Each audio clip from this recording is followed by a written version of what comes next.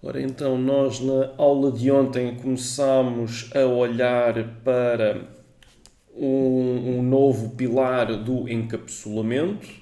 Entretanto, antes de passarmos a essa parte, estivemos também a ver como é que nós poderíamos instanciar um objeto de uma determinada classe. Vimos então que podíamos criar tantos objetos quanto aqueles que nós quiséssemos, a partir da sua classe.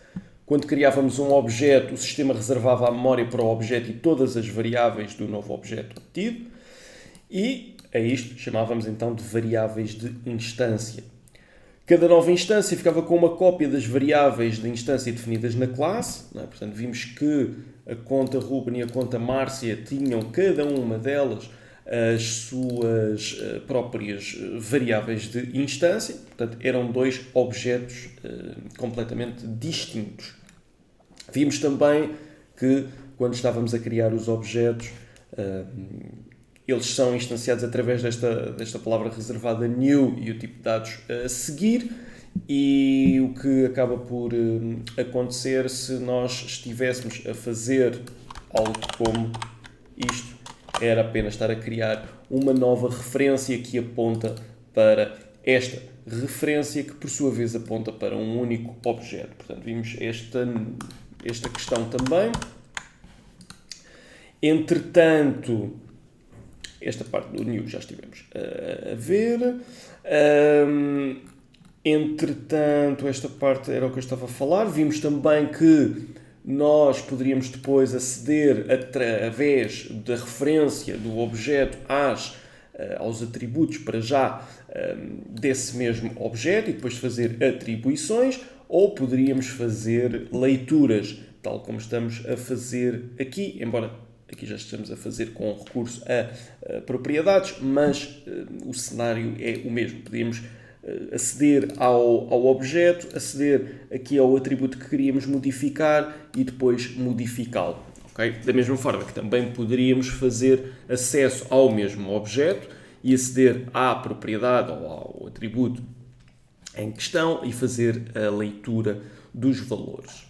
Entretanto, introduzimos aqui o encapsulamento, não é? Porque percebemos que nós, ao termos apenas atributos na classe e que eles estivessem públicos, qualquer pessoa, qualquer utilizador da classe e dos objetos poderia modificar todo o memory state associado àquele objeto, e nós precisávamos de um mecanismo para tornar isto, termos aqui alguma espécie de controlo sobre quais modificações podem ser feitas a um determinado objeto, garantindo assim que o objeto se comporta conforme aquilo que é suposto.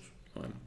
Entretanto, vimos que a classe conta bancária tinha um número, um saldo e um cliente titular. Nada impede que alguém aceda diretamente aos atributos, visto que estão public, e fazerem a alteração. E nós vimos então que nesta orientação a objetos nós devemos então esconder os detalhes de implementação de uma classe e que esse esconder os detalhes de implementação de uma classe é conhecido então como encapsulamento. Portanto, os detalhes passam a estar escondidos e todo o acesso deve ser feito através das suas propriedades, que serão definidas como públicas. Portanto, a partir desse momento, nós vemos que tínhamos os atributos como private, deveríamos sim criar propriedades com o seu getter e o seu setter, de modo a conseguirmos implementar o comportamento necessário, quer em leitura, quer em escrita. Okay?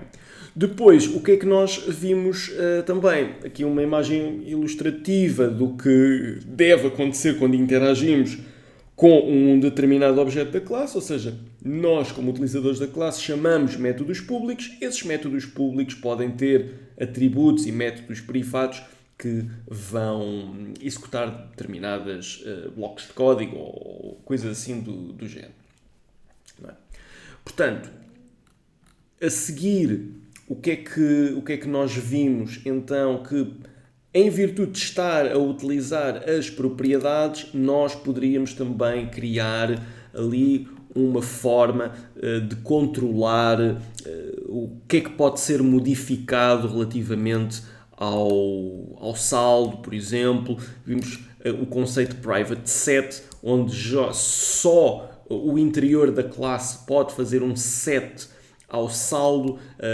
Quem está fora da classe apenas consegue fazer um get, não consegue fazer um set dessa informação, e isso acaba por dar-nos aqui alguma segurança na utilização dos objetos, de forma a que as regras de negócio que são necessárias aplicar, nomeadamente não ser possível manipular diretamente o saldo, possam ser aplicadas com a utilização deste private set. Portanto, criamos ali como é que eu ia dizer? Uma rede de segurança para esse efeito.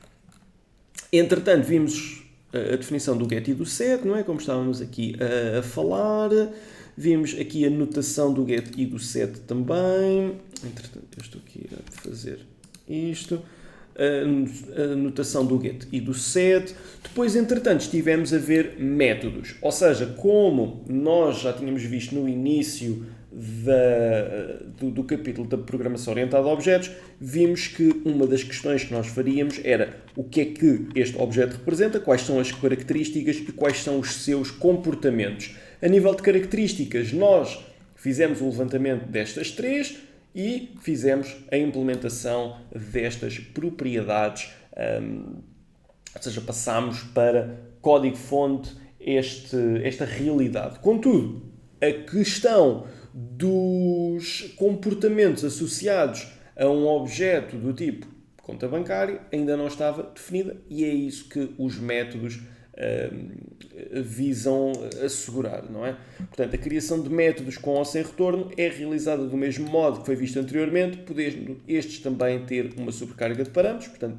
têm toda a possibilidade de se comportar como nós vimos anteriormente, e é através destes métodos que nós podemos fornecer funcionalidades do objeto para serem utilizadas, nomeadamente depositar, o levantar e o transferir.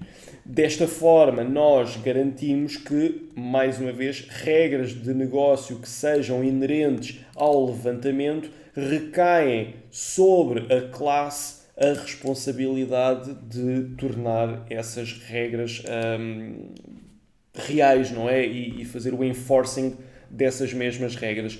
Acaba por não recair sobre o main a responsabilidade de verificar se o utilizador tem naquela conta bancária saldo suficiente para fazer um levantamento. Não é? Isso acaba por ser da responsabilidade da própria classe gerir e verificar. De forma a que isto acabe por ser como que uma caixa negra para o utilizador da classe. Mais uma vez, uma alusão a esta imagem que nós aqui temos. Há uma interação muito direta com métodos públicos. O que se passa dentro da classe não é visível para quem está de fora da classe. Nem é suposto que isso aconteça. Não é?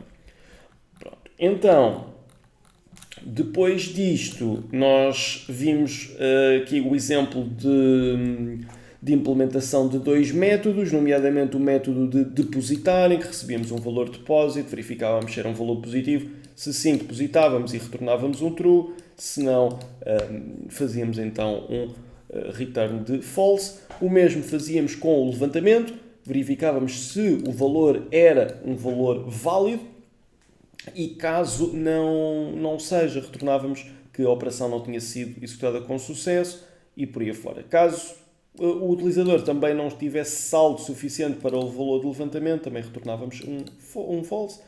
E se nada disso acontecesse, fazíamos então aqui saldo menos igual a valor de levantamento e retornávamos um true.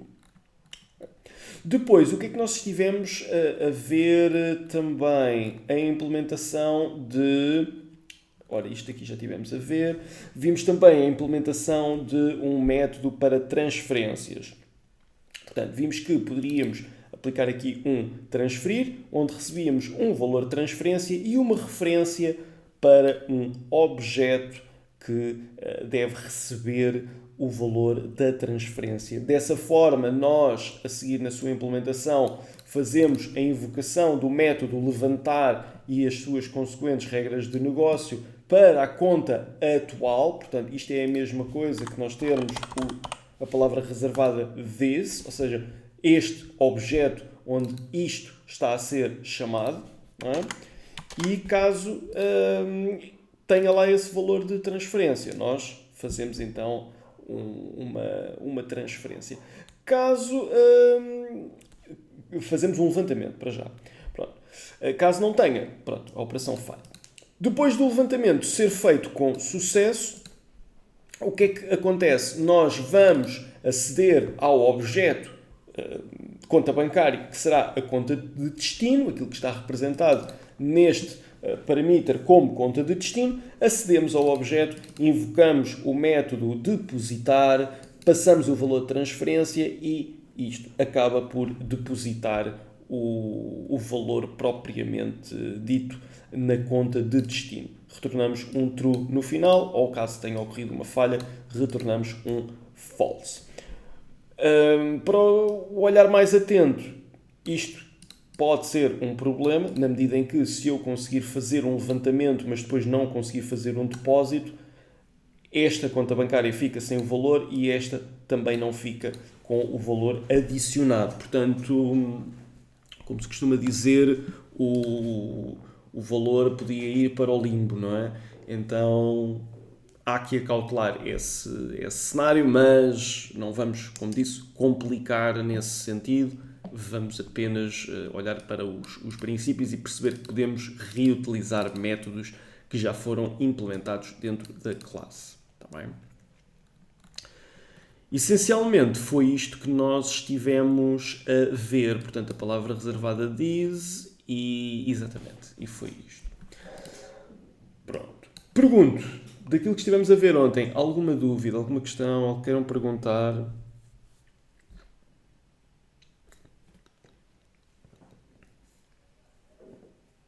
Antes de avançarmos aqui para a parte nova.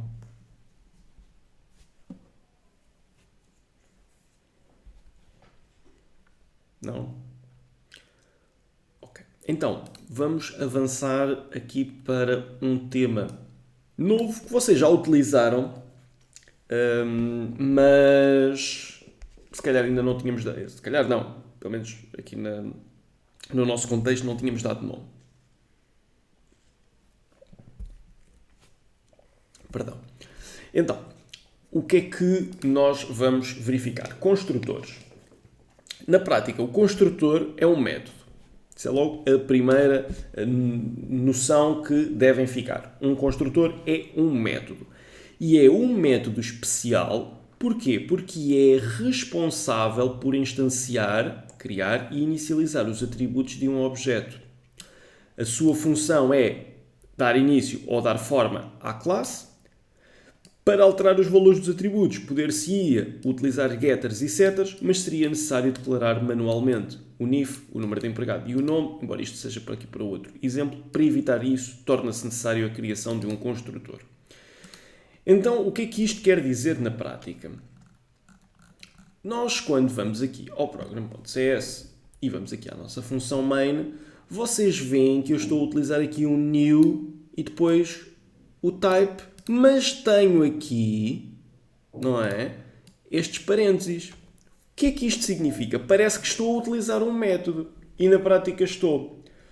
Na prática, o que eu estou a dizer é o seguinte: vamos criar uma referência conta bancária chamada Ruben e que será igual, será atribuição a um novo objeto fornecido por este construtor. Depois isto vai inclusive poder receber parâmetros também. Mas lá está, é um método muito especial que serve única e exclusivamente para criar o objeto. E vocês estão a ver esta lógica que aqui está. Eu estou a aplicar o número de conta e o nome do titular diretamente ao objeto, mas imagina que há uma lógica associada ao número de conta. Pensem, é da responsabilidade do main indicar qual é que é o número de conta de uma conta bancária? Não é? Não faz muito sentido. Faz mais sentido a própria conta bancária ter a responsabilidade de criar um número de conta para a conta que está a criar. Não é? Ou recorrer a uma outra classe que lhe dá essa informação. Mas não faz sentido ser o main a dizer, olha, agora vai ser este número ou vai ser aquele número. Não. Da mesma forma que o titular, o nome do titular, nós aqui no program.cs teríamos de saber, ok, o nome do titular está, quando eu digo o nome do titular, não pensem na propriedade nome do titular, pensem de forma abstrata, ok, a vossa conta bancária. A vossa conta bancária tem um titular, que são vocês. Vocês tinham que saber no objeto que corresponde à vossa conta bancária qual é que era a propriedade correspondente ao vosso, que representa o nome do titular, não é? Que seria esta que aqui está. Mas vocês tinham que ter conhecimento deste objeto. E depois tinham que fazer uma atribuição. Opa, então, mas imaginem que existe lá nome do segundo titular ou algo assim do género. Pode se tornar um bocadinho mais confuso. Então, nós podemos delegar a responsabilidade de inicializar estas propriedades ao construtor. O que é que eu quero dizer com isto? Quero dizer que eu posso ter um método que recebe um parâmetro, que para já vai ser o nome, e o construtor acaba por ser responsável por criar um objeto com essa informação que eu lhe dei e inicializar as variáveis que precisa. Ok? Então como é que nós fazemos isto? Normalmente o construtor fica aqui entre os métodos e as propriedades, está bem? Eu vou minimizar estas propriedades todas, só para isto não ficar muito extenso. Como é que isto funciona? Tem duas hipóteses. Vocês podem escrever CTOR e dão um tab e ele cria-vos o construtor. Ou então podem fazer o seguinte, que é escrever public. Atenção, construtor é sempre public, porque é um método que será chamado para criar um objeto. Portanto, não faz sentido ser privado, não é? Tem que ser sempre público se nós queremos que aquele objeto seja criado. Depois, o que é que vocês fazem? Normalmente vocês colocam o tipo de dados, não é? Tal como temos aqui, o nome, parâmetros. O construtor é ligeiramente diferente. O construtor, vocês colocam o tipo de dados a ser devolvido, neste caso é conta bancária, porque nós, quando criamos um objeto, estamos a criar um objeto do tipo conta bancária, e depois fazem só abre e fecha parênteses para os parâmetros de entrada. Portanto, aquilo que não existe é um nome de método. Ok? Nos outros métodos isso existe. Public, retorno, nome do método, parâmetros. No construtor não. Só temos public, o tipo, e não tem nome, porque é o construtor, e assim fica.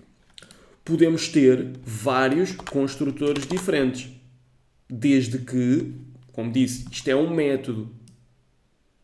Portanto, desde que tenham parâmetros de entrada diferentes. Ou seja, é a mesma coisa que os métodos normais. Nós podemos ter aquela funcionalidade de sobrecarga de operadores de forma a ter um método que tem pode ter um comportamento ligeiramente diferente conforme os parâmetros de entrada. O construtor funciona exatamente da mesma forma.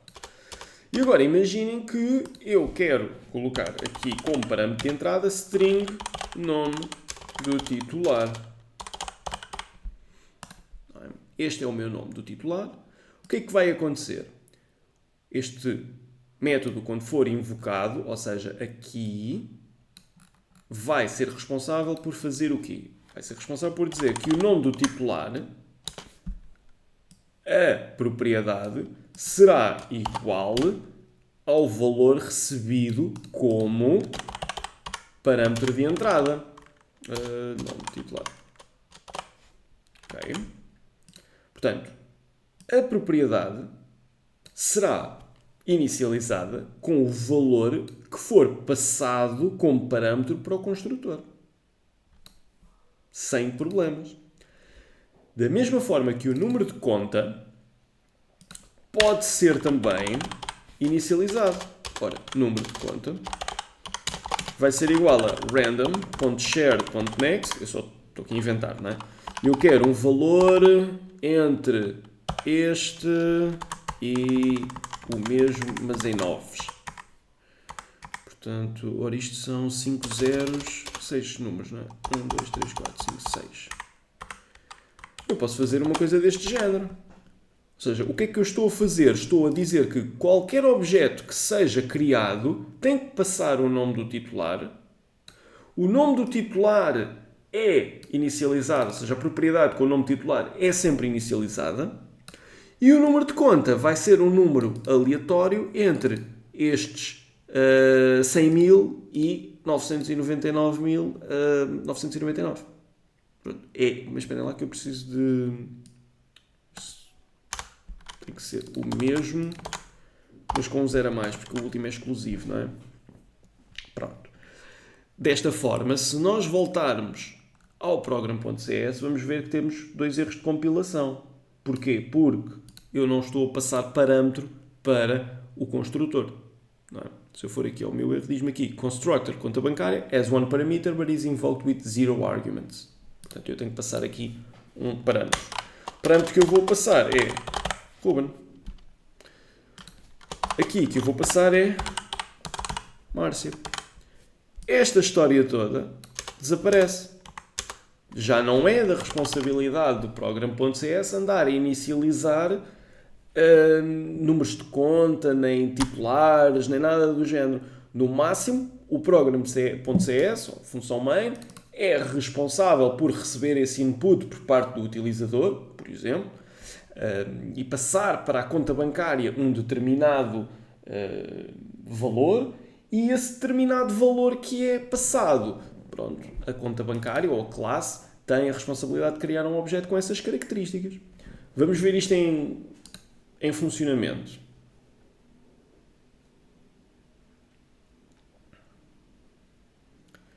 Reparem, neste momento eu criei duas contas, tal como tínhamos ontem. Depositei 100 euros na conta do Ruben, transferi 50 euros da conta do Ruben para a Márcia, mostro o memory state do objeto da conta do Ruben e o memory state da conta da Márcia. E vemos então que o número de conta foi gerado aleatoriamente, o nome do titular é Ruben, o saldo são 50 euros, o número de conta da Márcia é diferente do Ruben e tem o titular Márcia preenchido a mesma e o saldo de 50 euros. Se eu executar isto outra vez, vocês vão ver números de conta diferentes. Não é? Porque estou a gerar isto de forma aleatória quando crio um objeto. E este é a grande funcionalidade do construtor. Nós conseguimos receber parâmetros, inicializar o objeto com valores que fazem sentido, não é? Criar aquele memory state inicial e depois devolvemos a quem chamou o construtor o objeto já preenchido com as informações necessárias. Lembrem-se, por exemplo, daqueles exercícios que nós íamos fazendo aqui ao longo do módulo anterior, o capítulo anterior dos métodos, em que eu dizia, ok, criem um método que devolve uma matriz preenchida. Na prática, esse método era quase como um construtor.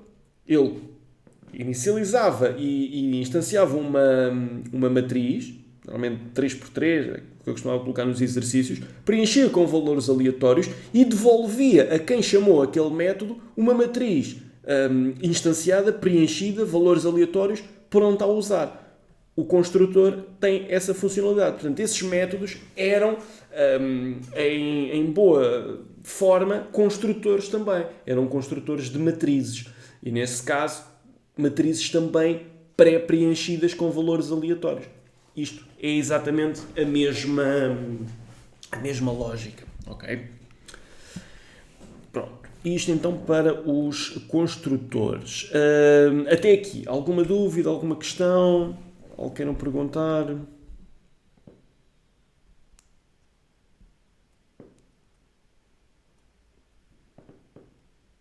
Pois é, eu estou um bocado aqui só, cara, depois a confundir um bocado, depois como fazemos as outras. Quando a pessoa aqui escreve public conta bancária, não é a mesma coisa que fizéssemos, por exemplo, a conta bancária é igual a new string. Quando tu Então, isto aqui, na linha 77. ok? Isto o que eu estou a dizer é um método público, é construtor e recebe um parâmetro apenas que é o nome titular. É a mesma coisa que este método aqui, que recebe um valor de depósito, só que não tem nome, mas funciona da mesma forma.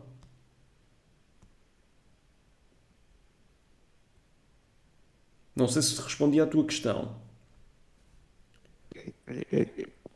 É isso que estás a misturar um bocado com os conhecimentos que tenho. Acho que já percebi. Já percebeste? Sim. Ok. Mais dúvidas, mais questões?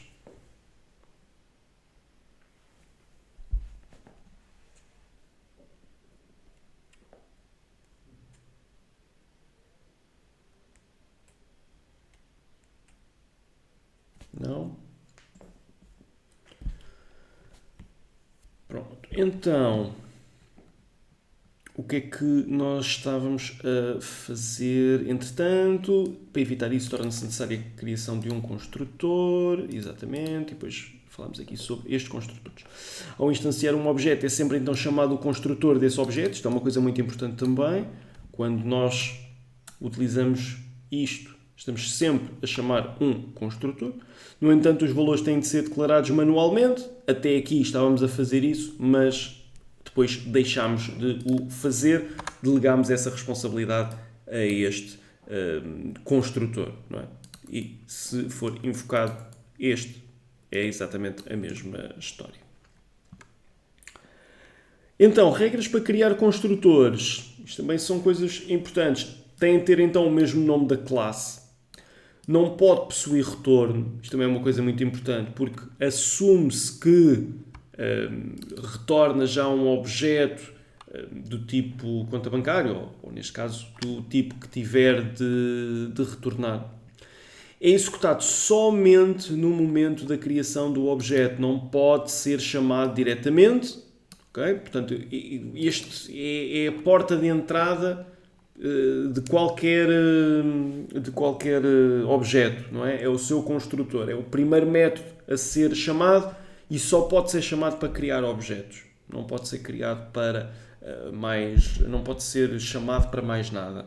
Bem, e tem que possuir então um modificador de acesso público. Não faz sentido nós termos um construtor que não é público, porque tem que ser chamado para criar os objetos. Depois, o construtor é sempre executado antes de qualquer código da classe. Até aqui já vimos também, pois temos aqui alguns exemplos. Agora, o que é que nós vamos ver também, que é uma coisa importante? Composição de classes. O que é que acontece? Nós podemos ter aqui uma situação em que a nossa conta bancária, não é, tem aqui o nome do titular, mas imaginando que nós queremos guardar mais informações do titular, como por exemplo o NIF e a morada. Ou seja, o NIF e a morada, nós poderíamos dizer aqui, vocês poderiam dizer assim, ok, então mas vamos fazer aqui isto, vamos dizer que é uma string, o string é o NIF, e depois fazíamos também uma string morada. Ok, funciona. Mas vamos lá pensar uma coisa. Nós, quando estamos a criar uma abstração, não é? E estamos a criar aqui uma conta bancária, nós estamos a fazer isto justamente porque conseguimos identificar características comuns a todas as contas bancárias e criarmos vários objetos nesse sentido. E uma das coisas que nós falámos logo no início é quais são as características da conta bancária. E agora eu pergunto, mas o NIF é uma característica da conta bancária propriamente dita? Quem é que tem quem é que tem o NIF da vossa conta bancária? São vocês que têm o NIF ou é a vossa conta bancária que tem o NIF? São vocês. No máximo, a conta bancária tem um titular. Agora, esse titular pode ter e tem várias características inerentes a esse objeto no sistema. Não é? Portanto, nós temos que pensar quais são as características de de uma determinada classe, ou determinado objeto de uma classe, e quando nós estamos a adicionar características que fazem jeito à classe, mas não são necessariamente da classe, é normalmente sinal que nós temos que criar uma outra classe. E neste caso, a classe que nós deveríamos criar era a classe cliente. Public cliente. O cliente, public class. O cliente é que tem as características nome, NIF e morada. Estas características não são da conta bancária. Então, vamos fazer aqui algumas modificações. Nomeadamente, vamos pensar no que é que o cliente tem como características. E uma das características que o cliente tem, eu vou simplificar, não vou colocar com o get e o set com demasiada lógica, nem nada do género, mas vamos fazer desta forma. Portanto, tem um nome, não é? String nome. Tem uma string NIF e tem uma string morada. Isto são as características que um cliente tem. Então, o que é que a composição de classes nos diz? Diz que nós podemos então criar uma classe com cliente e colocar como atributo na conta essa variável. Significa que uma classe pode ter como propriedade, atributo, ou o que tiver que ser, objetos de outras classes. O que é que isto significa? Significa que nós não precisamos de declarar as nossas propriedades com tipos de dados simples, como o int, o string e o decimal. Podemos ter tipos de dados complexos, nomeadamente public, cliente. E depois termos o get e o set. Ok? E até podemos deixar isto como private set. Ok? Portanto, o que é que acontece? Acontece que a conta bancária, e isto também já deixa de existir, o nome titular vai ser aliás, como eu estou a criar... para isto ficar uniforme, eu vou ter... eu vou ter aqui mais um bocadinho de uniformização e fazermos isto. Portanto, private cliente. Aqui iríamos chamar cliente. Quando é feito um get, nós retornamos o objeto cliente. Quando é para fazer um set, nós fazemos então que cliente equals value. Okay? Nada diferente daquilo que nós fizemos anteriormente. E a pessoa para mantermos a mesma estrutura. O que é que acontece? A partir deste momento, a minha conta bancária passa a ter uma propriedade que é um objeto e esse objeto tem propriedades também. O que é que acontece? Se calhar no meu construtor eu vou deixar de receber um nome de titular e vou passar a receber um objeto cliente. Ou seja, o que é que eu quero dizer com isto? E aqui, cliente equals cliente. O que é que eu estou a dizer? Estou a dizer, tu para invocares este construtor, tens que me passar um objeto cliente. É o meu requisito. Então, o meu construtor da conta bancária já não pode ter apenas um Ruben aqui, nem um Márcia aqui. Precisa de um objeto cliente. Então, nós podemos criar esse objeto cliente. Cliente, não é? Vamos dizer Ruben equals new cliente. E até podemos ir mais além, não é? Passar para o construtor da classe cliente as informações que queremos. Podemos fazer isso também. Portanto, porque o cliente também tem um construtor associado. Mesmo que vocês não o tenham aqui definido, não é? Mesmo que vocês, ou seja, vocês terem isto vazio ou não terem, é exatamente a mesma coisa. Ou seja, o construtor existe na mesma, só não está lá especificado. Mas, normalmente, nós indicamos qual é que é o construtor quando queremos passar parâmetros ou inicializar valores ou o que seja. Então, o que eu vou dizer é, olha, tu para criares um objeto do tipo de cliente tens que me passar uma string nome, tens que me passar uma string nif, tem que ser minúsculo, e tens que me passar uma string morada. E eu, dentro do construtor, vou dizer, olha, o nome que eu recebi como parâmetro no construtor vai ser para eu inicializar a propriedade nome com esse valor. Da mesma forma que o nif como propriedade do objeto cliente será inicializado com o valor que foi passado para o construtor neste parâmetro nif. E o mesmo acontece com a morada. Pronto. Então, o que é que acontece? Eu aqui no new cliente tenho que passar o nome, que será Ruben, vírgula, tenho que passar um nif, que será uma coisa deste género. E depois tenho que passar uma morada, que vai ser a rua A. O meu objeto Ruben está criado. Agora vamos fazer o mesmo para a Márcia. Cliente Márcia equals new cliente nome Márcia. O NIF da Márcia, espera lá, tem que ser aqui. O NIF da Márcia pode ser assim uma coisa deste género também. E a morada da Márcia é a rua B.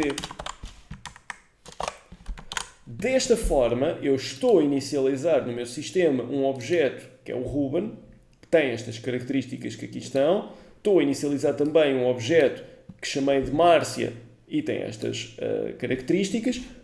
Para eu criar contas bancárias, eu tenho que passar objetos de cliente. Então, em vez de eu passar Ruben e Márcia como string, eu passo a referência ao objeto Ruben e a referência ao objeto Márcia. Ok? Portanto, criei o cliente e quando estou a criar a conta bancária, passei para o construtor da conta bancária uma referência para um objeto do tipo cliente, que é então este objeto que aqui está. O que é que acontece? Acontece que depois eu posso fazer à mesma o inicializar ou instanciar de um objeto de conta bancária e posso continuar a interagir com o objeto da mesma forma. Isto só está aqui a dar um erro, porque nome do titular deixou de existir. Então, imaginem que eu quero aceder a este nome do titular. Como é que eu faço isto? Eu faço isto através de conta Ruben, para aceder a este objeto, ponto, e eu agora tenho aqui várias informações disponíveis. Cliente, número de conta, saldo. O cliente que eu estou aqui a aceder é o objeto que existe dentro da conta bancária, não é? É este que aqui está. Como isto é um objeto também, este cliente é um objeto também, eu posso clicar ponto e ir buscar as propriedades desse mesmo objeto, nomeadamente o nome. E posso fazer exatamente a mesma coisa para a Márcia. Vocês vão ver, conta da Márcia, ponto, informação do cliente, digamos assim, ponto, nome. E vocês vão ver que eu executo este código, novamente, e tenho exatamente o mesmo comportamento. a criação do número de conta, o titular continua a ser o Ruben, saldo 50, a Márcia tem este número de conta, é a conta da Márcia, e tem 50 euros de saldo. Mas eu passei a ter um objeto novo dentro da conta bancária. Porquê? Mais uma vez, porque as informações do cliente, não é? Não, nomeadamente o NIF, a morada, essas coisas todas, não são características da conta bancária propriamente dita. São características de um cliente. E nós podemos abstrair esse cliente e criar um objeto para ele e utilizar a composição de classes de forma a que possamos ter na classe conta bancária uma propriedade com um tipo de dados não primitivo, não é? Não int, ou não decimal, ou o que seja, mas temos como propriedade um objeto. E podemos depois inicializar ou aceder a esse objeto através da sua propriedade na mesma, que continua acessível através do objeto conta bancária também. Okay? Ou poderíamos aceder diretamente a Ruben ou a Márcia. Mas não é isso que nós queríamos aceder através da conta bancária. Mas o que eu quero dizer é que poderiam fazer isto na mesma, Márcia.nome. Estão a aceder à mesma informação. Mas não é isso que nós queríamos conta da Márcia, informação do cliente, nome. Esta é aqui a grande vantagem da composição de classes. Significa que nós não precisamos ter aqui milhentas propriedades diferentes. Imagina que o cliente tinha 50 propriedades. Nós não precisávamos ter essas 50 propriedades, de certa forma, espalhadas pela conta bancária. Não, tínhamos um objeto cliente que acaba por agregar toda essa informação respeitante a um cliente. Está bem? E essencialmente era isto que nós tínhamos para a composição de classes. Deixa-me só ver o que é que temos aqui também. Ao criar uma nova conta pode-se colocar o atributo titular. Este guarda uma referência para uma instância de cliente, logo a atribuição outra ponto titular, equals cliente que está a copiar a referência da variável cliente para o atributo titular, exatamente. E pode-se modificar os atributos do cliente através da referência guardada no atributo titular da conta. Exatamente. Também fizemos justamente isso com o acesso a conta Marcia.cliente ou conta Ruben.cliente. E depois termina esta parte. Pronto. Relativamente aqui a este tema da composição de classes, ficou percebido? Alguma dúvida, alguma questão? Eu percebo que isto seja aqui um bocadinho mais confuso e a coisa começa sempre a complicar, mas perceberam o conceito?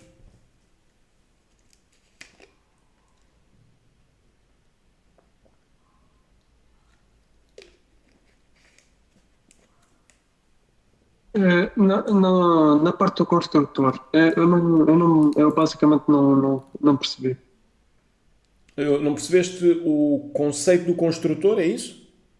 Exato. Pronto, então... Porquê que eu haveria de usá-lo e essas coisas? Bem, tu precisas sempre de utilizar o construtor, ou seja, o construtor é sempre um método que vai ser responsável por tu criares um objeto, ou por criar o objeto. Portanto, mesmo que tu não o definas aqui, ele vai sempre existir. É a forma que é utilizada para criarmos um objeto. Mas às vezes nós queremos colocar lógica associada à criação daquele objeto. Faz sentido, por exemplo, nós criarmos uma conta bancária que não tenha cliente? Provavelmente não. Então, nós temos que obrigar a, quando um objeto do tipo conta bancária é inicializado, ter este requisito de ter um cliente associado a essa conta bancária. Da mesma forma que neste construtor nós vamos aplicar aqui a lógica de criação de um número de conta associado a essa mesma conta bancária que estamos a criar. A função do construtor acaba por ser definir pré-requisitos Ou seja, podemos dizer que são três grandes funcionalidades. A primeira e mais importante de todas é criar o objeto. Mesmo que ele não esteja aqui visível, o construtor, não é? Esteja apagado, existe sempre, está é omisso, digamos assim. Portanto, essa é a grande funcionalidade do construtor, criar o objeto, construir o objeto. A segunda grande funcionalidade do construtor é estabelecer pré-requisitos necessários à criação do objeto, nomeadamente, no nosso caso, a existência ou pré-existência de um objeto cliente para ser utilizado. E a terceira grande responsabilidade do construtor é garantir que algumas propriedades são inicializadas com algum valor pré-definido ou aplicação de alguma lógica para a atribuição desse mesmo valor. Nomeadamente, o número de conta, nós definimos aqui por convenção que seria um número entre 100 mil e 1 milhão exclusivo. Pronto, e o construtor tem essas três funcionalidades. Criar, indicar quais são os pré-requisitos e inicializar as propriedades necessárias. A minha dúvida então é entre, entre um construtor e um método, eh, como é que nós deveríamos, por exemplo, quando usar um e quando usar o outro? Então, Pronto, o construtor, para já, é sempre um método. É um método especial, mas é um método.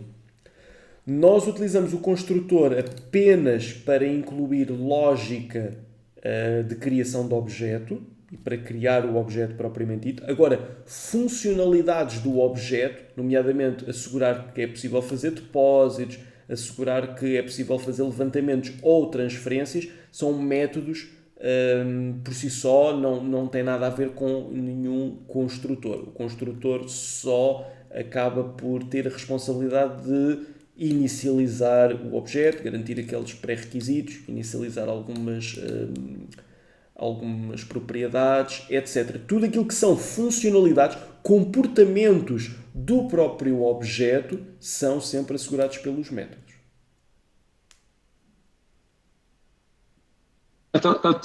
deixa eu ver se eu percebi. Então, basicamente, o construtor só serve para pôr as propriedades?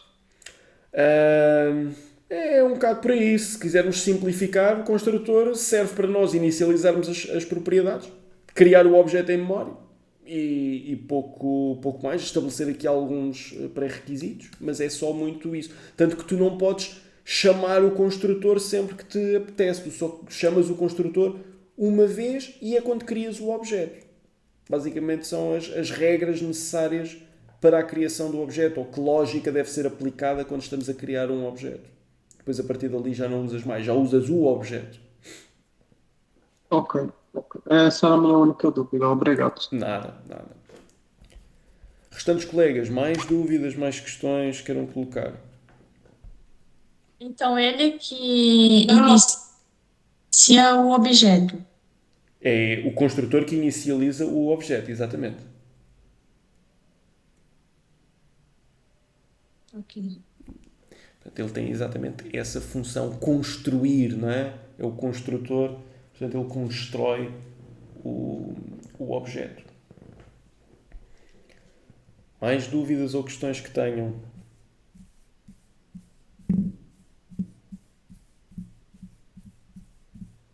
Essa parte da composição de classes, Uhum. eu também não entendi.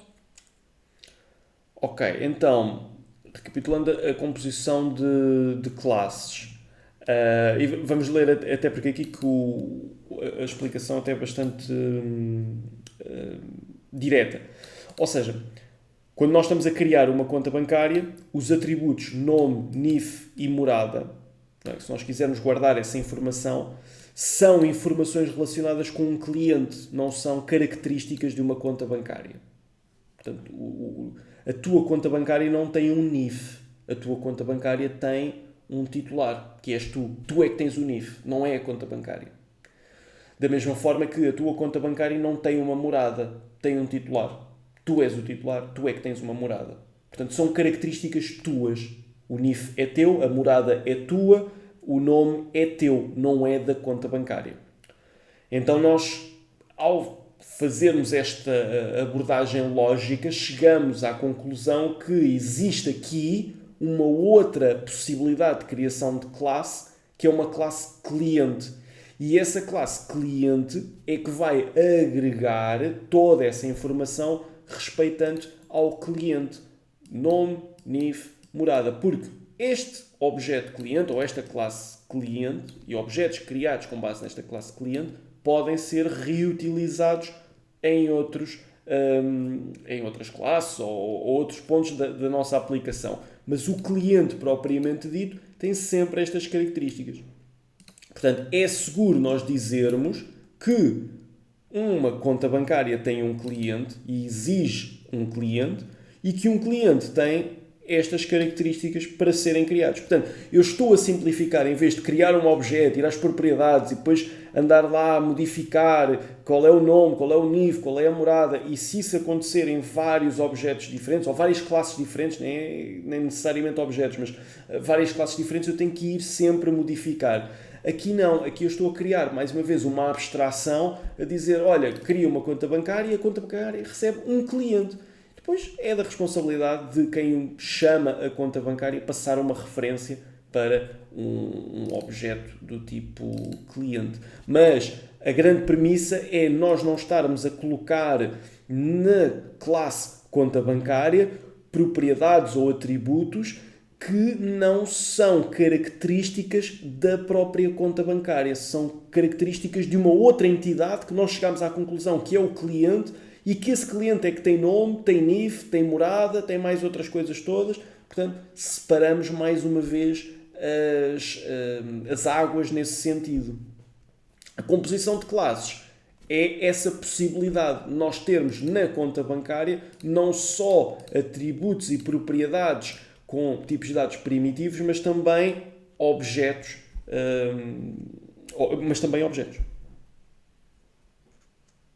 Ok, então a composição de classe vai ser os dados do cliente, Exatamente. Neste caso do concreto, banco.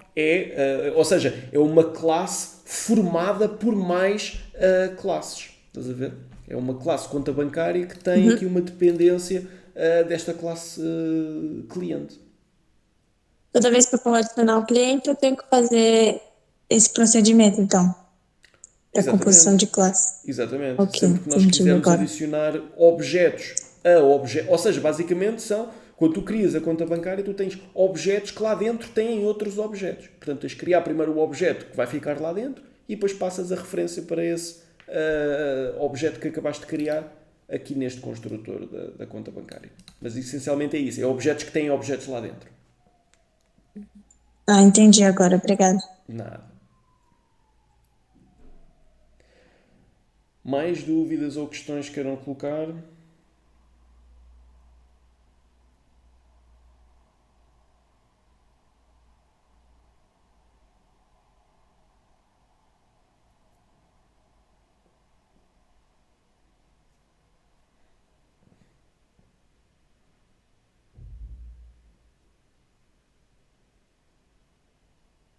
Não?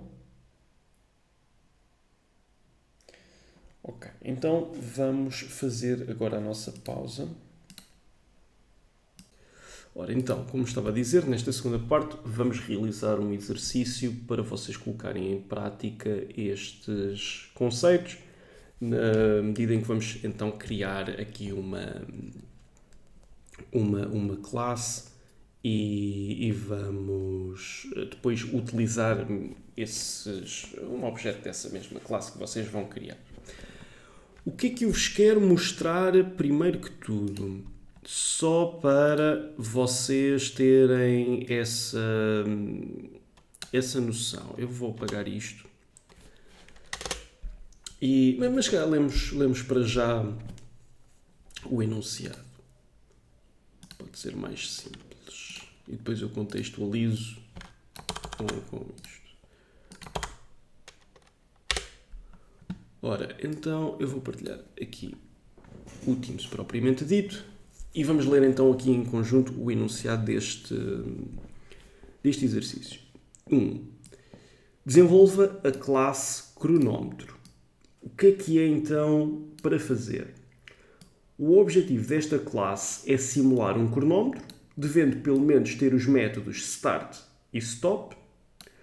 O método start deverá ser o primeiro a ser chamado, seguido do stop. Finalmente, deverá ser pedida à classe a duração entre os dois. Okay?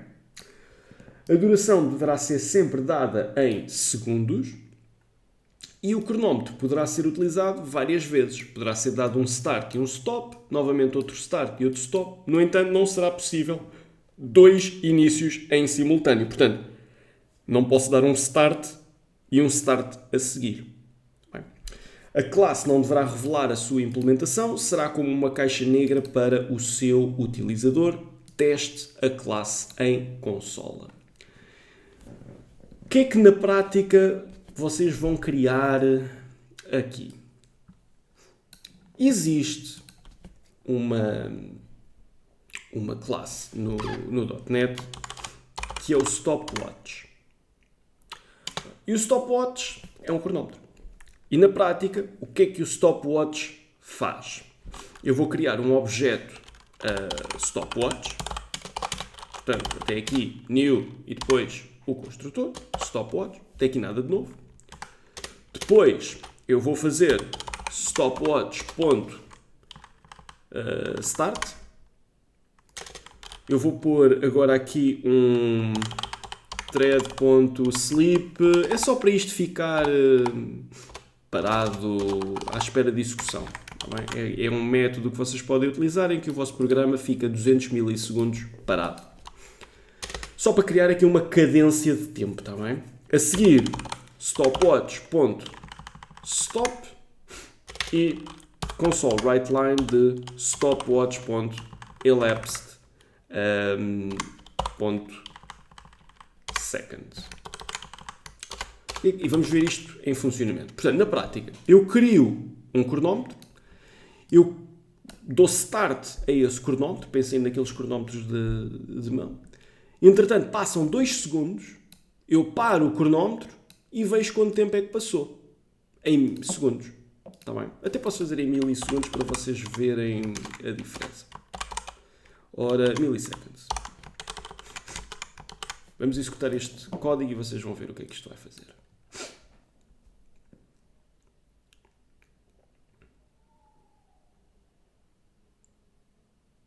$15 milissegundos. Algo não está certo.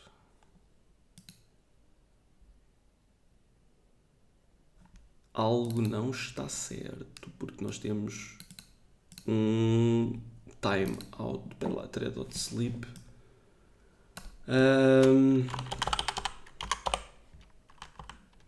Nós deveríamos estar aqui a fazer alguma coisa, não é? Deixa-me ver se eu posso fazer await, em vez de utilizar aqui o thread, utilizar outra coisa qualquer. Não, mas o thread seria o ideal, não é? Mas isto não me parece que esteja a fazer. Agora estou a parar isto durante 10 segundos.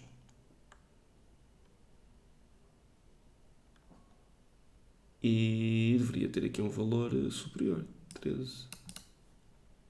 O milliseconds é em que integer. Deixem-me só fazer aqui um debug, só para percebermos, e deixar menos segundos.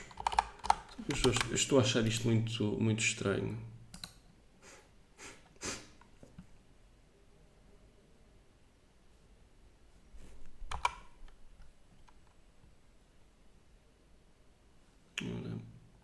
Deixem-me lá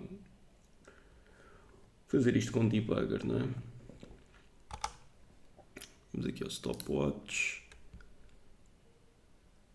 Elapsed milliseconds. Não é? Devia estar este valor e não os 3 segundos. Portanto, isto está a correr bem. Deixa-me lá ver aqui o stopwatch. Elapsed milliseconds. Posso estar aqui a aceder à propriedade errada. Mas isto também só serve para eu ilustrar um conceito, não é? Exatamente. Agora sim. Passaram então... Posso até fazer aqui. Era eu que estava a aceder aqui à propriedade errada. Passaram mais 1000 segundos.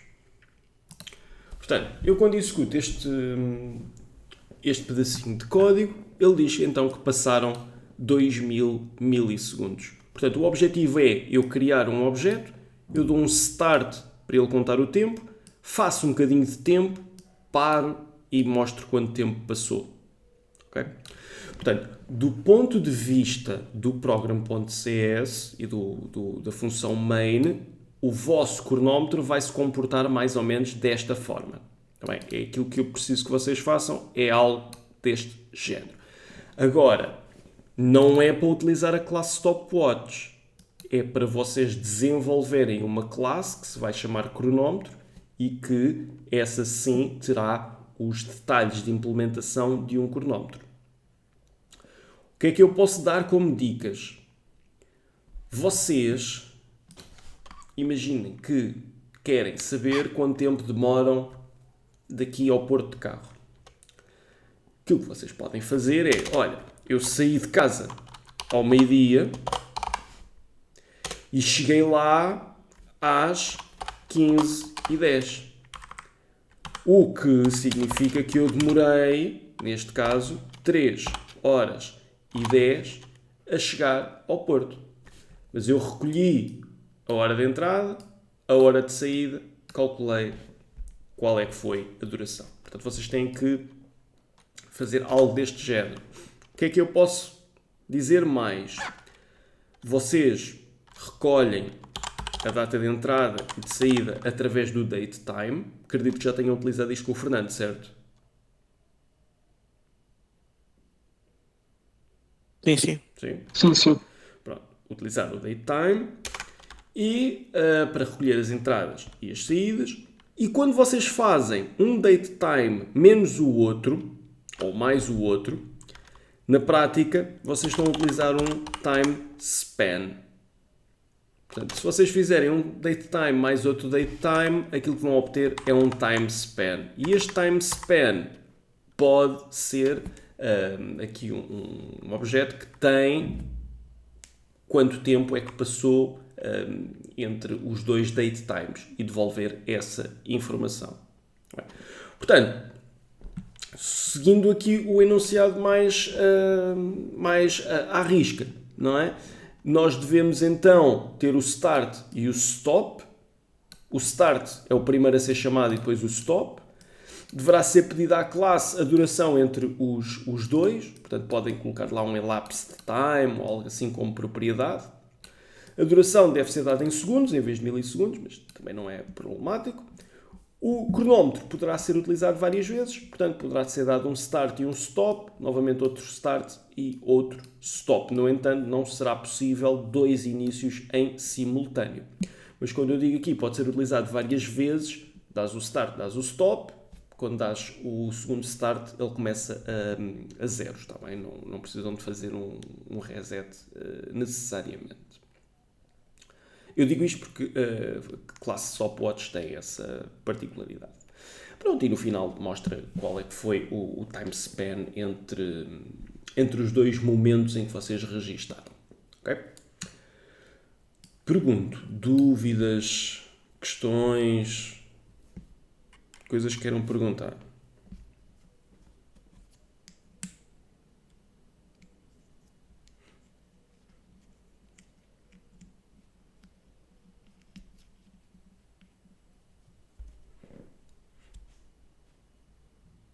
Nada?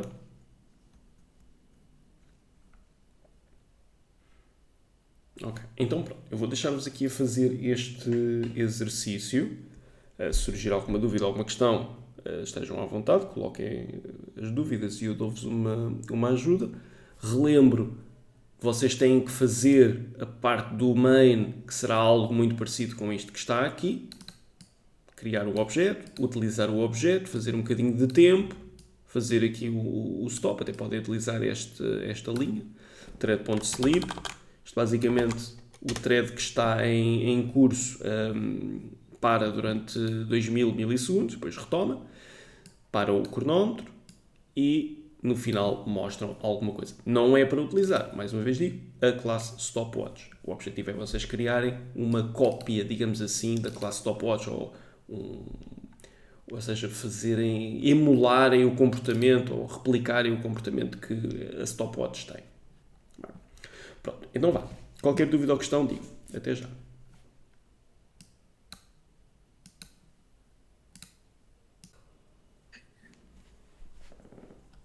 Ora, então também já estamos aqui a ver.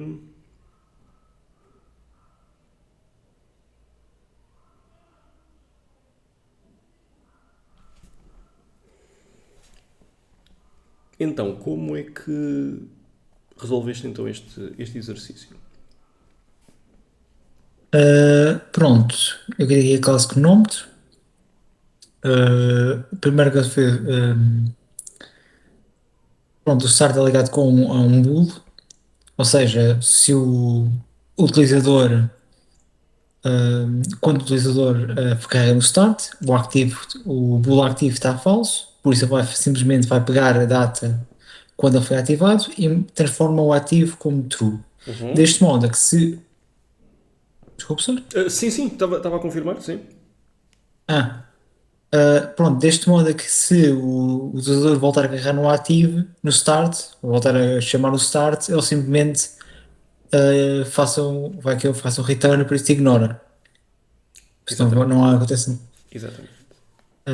Pronto, depois aqui dá o thread sleep, 200 milissegundos, e depois dá o stop.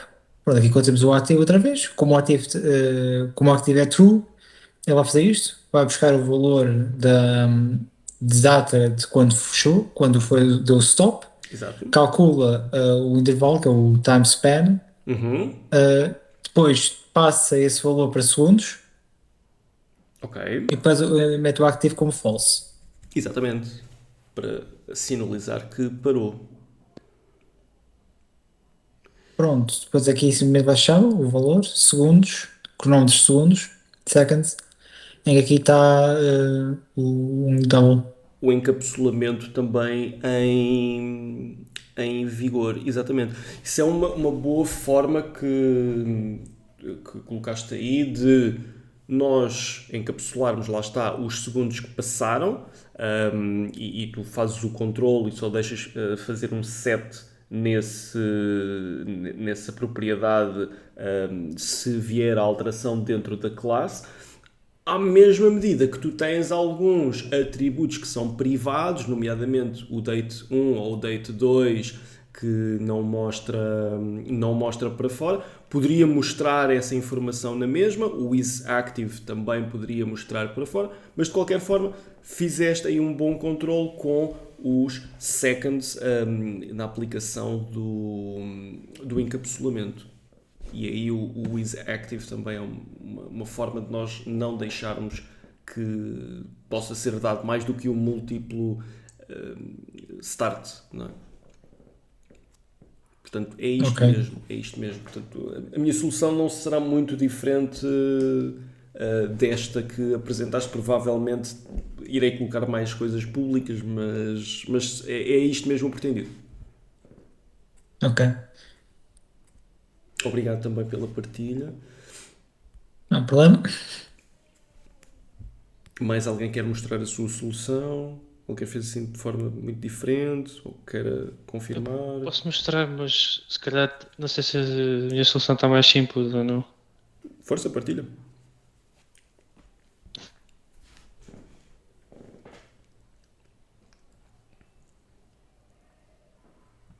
Eu simplifiquei um pouco, não sei. Eu também fiz o booleano, está ligado?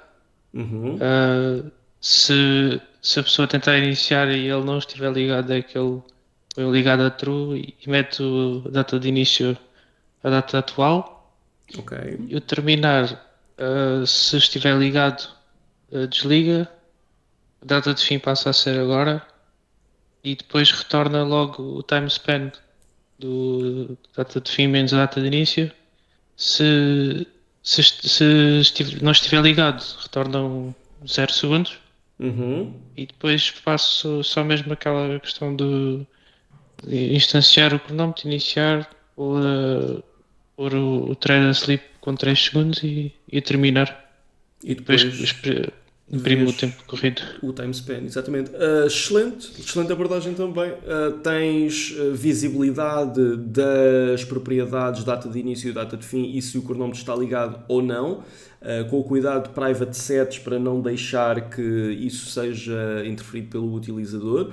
O iniciar e o terminar estão corretamente implementados, têm atenção se o cronómetro está ligado ou não e só deixa fazer num estado válido, e devolves um time span.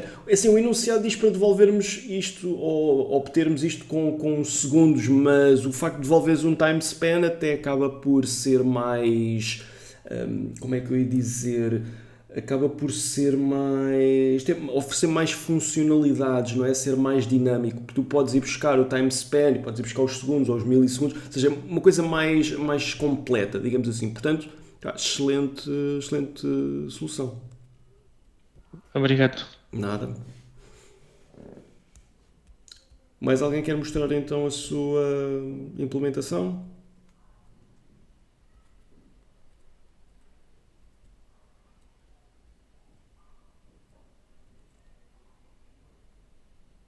Eu posso mostrar então. Ok, força.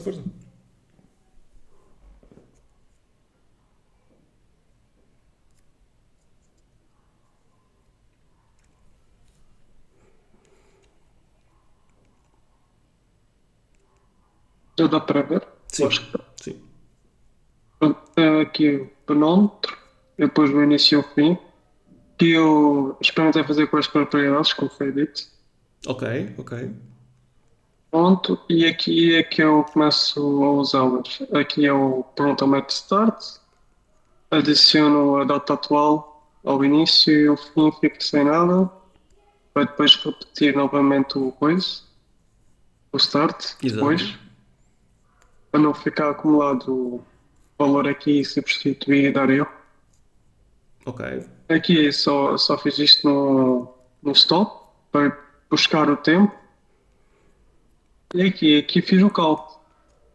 Aqui eu tive dúvidas porque eu tinha antes escrito double, mas dava erro e depois o erro estava a dizer que o tipo system time span não podia ser convertido a double, então eu troquei o double por time span e parou de dar erro. Hoje aqui, Sim, pronto, porque tu estavas a tentar devolver um double, neste caso, tu estavas a querer devolver um double no método, mas estavas a devolver um time span, e como não é, pronto, não são o exato, mesmo tipo, não consegues. Portanto, tinhas que fazer time span, ou neste caso intervalo ponto, elapse de seconds ou algo do género, se isso devolver um double, acho que isso devolve um long, não tenho a certeza. E só assim é que conseguirias fazer. Assim, devolvendo o time span, pronto, é como eu estava a dizer há pouco, ao Filipe que pronto, acaba por ser mais abrangente nas possibilidades. Bom, basicamente é isso. Ok, mas sim, Mas aqui eu fiz. E estes são também. os resultados. Ok, exatamente. Também excelente implementação, também dá resposta e vais buscar depois a duração através do duration. Também é uma boa opção. Ok, excelente abordagem também.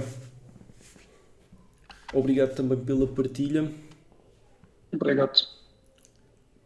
Ora, então, assim sendo, eu vou fazer aqui a correção do exercício também. Eu vou partilhar o meu ecrã convosco. E só para termos aqui. Não é este. Este vai para aqui. Só para termos então uma outra. Não vai ser muito diferente daquilo que vocês mostraram, mas só para seguirmos então a linha de raciocínio conforme o costume, não é? Portanto, o que é que nós vamos fazer? Aqui no main vamos colar o enunciado e vou só fazer aqui umas quebras de linha. Assim. Portanto, o objetivo desta classe é simular um cronómetro, devendo ter pelo menos os métodos start e stop. O método start deverá ser o primeiro a ser chamado, seguido do stop. Finalmente, deverá ser pedida à classe a duração entre os dois. A duração deverá ser dada em segundos. O cronómetro poderá ser utilizado várias vezes, poderá ser dado um start e um stop, e novamente outro start e stop. No entanto, não será possível dois inícios em simultâneo. A classe não deverá revelar a sua implementação, será como uma caixa negra para o utilizador. Teste a classe em consola. Pronto. Então, o que é que nós vamos fazer? Vamos criar uma public class que vamos chamar de cronómetro. É o nome que nós temos para a nossa classe. O que é que nós precisamos, como eu disse há pouco, para calcular qual é que foi o tempo passado entre dois momentos, não é?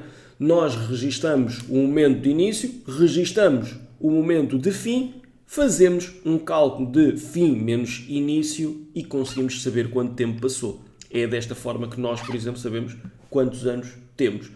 Subtraímos à data de hoje a nossa data de nascimento e temos em dias ou em anos ou o que tiver que ser e temos a nossa idade. Não é? Portanto, aqui vai ser mais ou menos a mesma coisa. Portanto, o que é que eu vou fazer? Eu vou utilizar a notação de atributos, de propriedades e métodos. Quem fez, lá está, tudo só com prop e não utilizou diretamente os atributos e colocou com private set, também excelente. É uma versão minimizada da coisa e não precisam de criar os atributos manualmente. Para praticar, vamos mostrar isso mesmo. Então, como eu estava a dizer, eu preciso de registar o momento, ou seja, o date time de início. É o início daquele... ou seja, é o início que o cronómetro vai registar, a hora e a data que o cronómetro iniciou. Da mesma forma que eu preciso de registar o fim, para saber, ok, eu tenho o início, tenho o fim, vou ao início subtrair vou ao fim subtrair o início e tenho então o time span associado. Da mesma forma que o enunciado indica-nos que nós só podemos dar várias vezes, podemos utilizar o cronómetro várias vezes, mas não podemos utilizar o start duas vezes seguidas, não é? Não será possível dois inícios em simultâneo. Então, nós precisamos de criar aqui um mecanismo que me vai dizer se o cronómetro está em utilização ou não. Se já estiver em utilização, eu não posso dar um start novamente. Se não estiver em utilização é que eu posso dar o start a esse cronómetro. Portanto, é muito nessa perspectiva. Se vocês pegarem no cronómetro do vosso telemóvel ou mesmo um cronómetro a sério, aquilo que quando vocês carregam no start só funciona uma vez, que é enquanto o cronómetro está parado. Quando não está parado, não há necessidade de dar um start, não é suposto acontecer nada. Portanto, isto é, ou está a correr ou não está a correr, ou sim ou não. Portanto, indica que eu estou perante uma condição booleana que vai ser, por exemplo, ativo. Pode ser algo deste género. E eu tenho depois praticamente tudo para conseguir guardar a informação, não é? Posso depois também ter aqui um atributo adicional que será o time span para devolver essa informação, se não quisermos devolver no método. Eu vou fazer com a devolução no método, tá bem? Quando pararmos, ele devolve imediatamente o tempo que passou. Então, o que é que vamos ter a nível de propriedades? Eu vou ter as propriedades agora sim públicas, datetime, é exatamente a mesma coisa que nós temos aqui nos atributos. Portanto, public datetime e vou chamar de início. No início eu vou ter um get em que eu vou retornar o que é o início. e no set eu vou fazer então que início será igual a value. Como disse, depois se vocês utilizarem isto na versão minimizada, tudo certo na mesma, é aquilo que se faz depois na aplicação destes conhecimentos a sério, não é? Ninguém vai andar a criar atributos e deixar isto assim se não for mesmo necessário. Como nós não queremos também que isto seja modificado externamente, vamos indicar que este início será private, mas o get é público, portanto conseguimos ler esse início. Depois o segundo é um datetime também, que vamos chamar de fim. O get associado vai retornar o atributo fim. O set associado irá atribuir ao fim o value correspondente que foi passado na atribuição. Depois, o bool ativo, vamos fazer a mesma coisa. Portanto, public bool ativo terá o seu get, que será responsável por retornar ativo, e o set, que será responsável por fazer uma atribuição ao atributo ativo do value passado na atribuição. Pronto. Então, os meus atributos estão despachados, as minhas propriedades estão despachadas, entretanto, eu preciso de fazer private set a tudo isto, não é? Porque eu não quero que nada disto seja modificado pelo utilizador da classe. Algo assim deste género. Então vamos utilizar os métodos. O que é que eu preciso? Um método para começar o cronómetro e um método para parar o cronómetro. Ora, então serão métodos públicos, porque são métodos que dizem respeito ao objeto e quem vai utilizar o objeto precisa de invocar estes métodos. Vamos dizer que o primeiro será então um void, não precisa de devolver nada, e vai se chamar então de start. A nível de parâmetros também não tem a necessidade de receber nenhum parâmetro de entrada e vida que segue. Quais são as considerações que nós temos para fazer o start? É garantir que ativo, não é igual a false. Significa então que o cronómetro está parado. Caso o cronómetro esteja parado, nós vamos dizer então início igual a datetime.now, registar a data e hora que o cronómetro vai começar, vou atualizar o estado ativo para true, de modo a dar visibilidade que o cronómetro está em curso. E essencialmente é isto. A nível de stop, este sim pode devolver então o time span, ou se quisermos ser fiéis ao enunciado, não é? E devolver os segundos, podemos perceber o time span, qual é que é o tipo de dados associado. Eu acho que é um long, podemos fazer também dessa forma, em que vamos chamar de stop.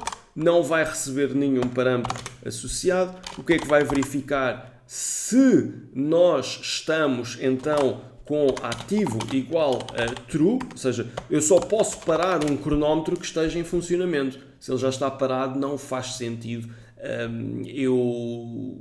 devolver alguma... Ou devolver não faz sentido eu parar uma coisa que já está parada. Então, se ele estiver ativo, o que vai acontecer é o seguinte: fim. Entretanto, desculpem, eu estava aqui a utilizar os atributos, mas eu queria utilizar isto, está bem? As propriedades. Não devemos mexer diretamente nos atributos, mas eu, como estava a fazer com o autocomplete, não estava a reparar nisto. Isto porque, se nós tivermos depois lógica aqui dentro, não é respeitada porque nós estamos a aceder diretamente ao atributo. Não é boa prática, está bem? Portanto, o fim é igual então ao datetime.now. O que vai também acontecer é ativo passa a ser igual false, porque foi parado, e retorna o quê? Retorna o fim menos o início. Isto assim. Por que eu não estou a conseguir? Ponto seconds. E eu acho que isto então é um double, não é? Um double, um long. Ou é um integer? É um integer. Bom, podemos devolver aqui o integer.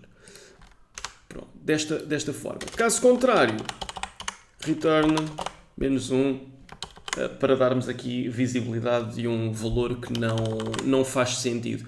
Até poderíamos depois deixar aqui um summary a dizer efetua paragem de cronómetro com o tempo que passou.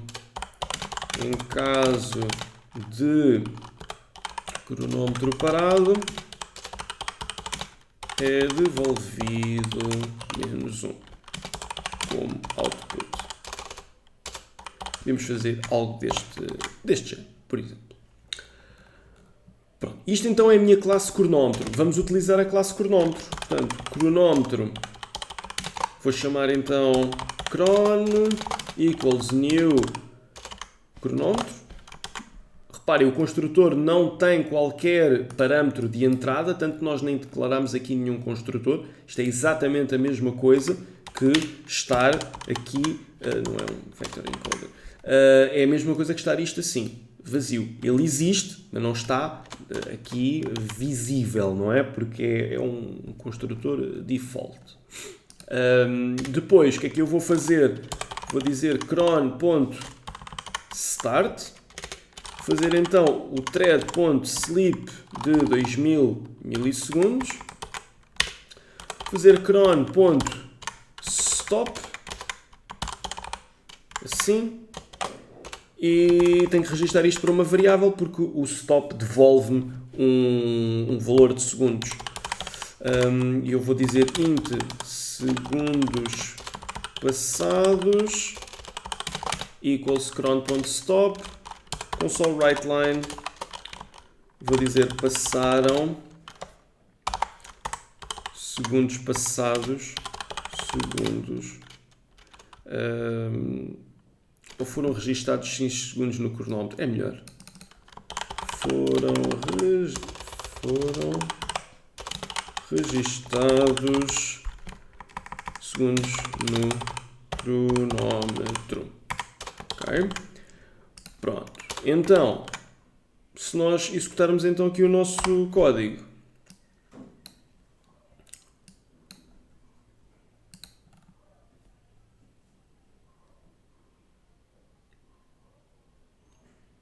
vamos ter então, foram registados 2 segundos no cronómetro, que são estes 2000 milissegundos. Se eu colocar aqui um 3000, vocês vão ver que isto passa a ser 3 segundos no cronómetro. Vai passar os 3 segundos e foram registados 3 segundos no cronómetro. Se fossem mais, pronto. O que é que isto é útil? Às vezes para nós medirmos quanto tempo é que uma determinada operação demora, perceber se um acesso a uma base de dados está a demorar muito tempo, ou quanto tempo é que está a demorar, etc. Nós podemos utilizar o stopwatch para esse efeito. E aquilo que nós fizemos foi criar uma classe para esse efeito também. Pronto, isto é então uma proposta de solução para o exercício 1.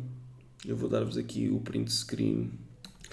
Pergunto, dúvidas, questões, coisas que queiram perguntar.